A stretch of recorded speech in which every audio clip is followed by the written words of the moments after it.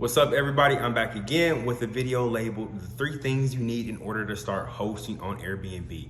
In this video, I'm going to cover 3 of the most important things and how to do these things in order for you to start your Airbnb journey and make millions of dollars. So stay tuned for this next part. The first one is location. This is the most crucial part for the success of your Airbnb business. You don't want to place a property in a place where there's no one traveling to, or there's nothing to do, or there's just simply no Airbnb traffic. So you need to pick and choose your location precisely. So there's a couple different ways you can do this. There's a couple softwares that you can use on the internet. I can tag those below in the description, excuse me. Or you could just go bootstrap and look for areas that have a lot of Airbnbs. You can do this simply by just hopping on Airbnb, looking at the areas that have a lot of traffic, a lot of listings, and you can make your decision that way. Or there's another way. You can either just find a property wherever it is, as long as they say yeah, you do Airbnb and you see if it works. That's a little bit more risky, but you may find an area that is a hidden gem. I've actually come across this in a couple places where I kind of just YOLO'd it. They said yes to doing Airbnb, so I just took the opportunity and it worked out perfectly fine. So those are 3 different ways that you can find a location in order to start your Airbnb business. Now stay tuned for this next part.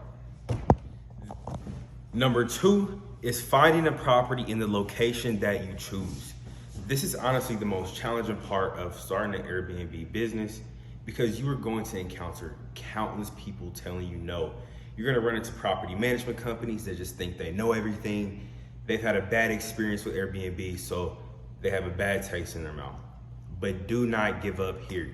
You need to target smaller landlords that don't own that many properties, and they're more open to the idea of Airbnb and working with a young entrepreneur.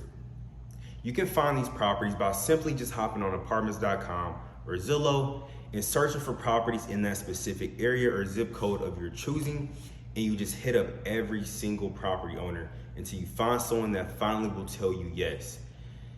You may get 1,000 no's before you get 1 yes, but that 1 yes can lead you into hundreds of properties.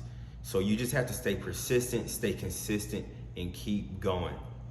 There's also a couple other ways that you can go about finding properties. Say you see a new apartment complex being built. They most likely have no one that has pre-signed the leases, and they're gonna start out with a lot of vacancy. So you can approach one of these apartment complexes and be like, hey, I have a corporate leasing company, this is what we do. We have Airbnbs here, and we wanna take a lot of your vacancy. We wanna help you out. So that's another approach you can take. You may secure a bigger deal. You may start off with 10 properties if you take that route. If you guys want to learn more about how to find properties, what to say to these people, make sure you guys give me a like, a follow, subscribe, whatever you want to call it. Follow me on Instagram, check out my course, and you guys can learn the entire game. Okay, so after you guys have found a location, you found a property in that location that is going to allow you to Airbnb, the next most important part to this is number 3, finding a reliable cleaner. There's a couple different apps I use, and I teach you guys how to use them in my course. This makes finding a cleaner so simple. You can find a cleaner I found a cleaner within the first 30 minutes of actually looking for a cleaner, and it works really, really well. So you guys can check out my course, check out my Instagram, learn some more on that. But other than that, I'm gonna tell you guys what to look for in a cleaner. So you wanna look for someone who takes care of themselves. They're clearly not on drugs, because that is a problem that you will run into with cleaners, is them being on drugs. Don't want to be too vulgar, but I just want to let you guys know the harsh reality of the business. But let me get back on topic. So you want to look for a cleaner that takes care of themselves, not on drugs, and they clean multiple properties. They have some experience with Airbnb cleanings. Because I found that if you just search for a cleaning company on Google that do normal residential cleanings, or they do flip cleanings for long-term rentals, they don't understand the Airbnb business. So for a house like we're in, this is a 4-bedroom house. Say a normal family lives here long term, and they want to have a cleaning company come clean it every month. They may charge that family $500 for a deep clean. But that will not work for an Airbnb business. They have to understand that we're going to be paying you. Say for this house, I pay them $150. Say I have 7 or 8 stays, that means I'm gonna have 7 or 8 cleanings. So they're gonna make $150 per clean. So that's the way that you make the business work.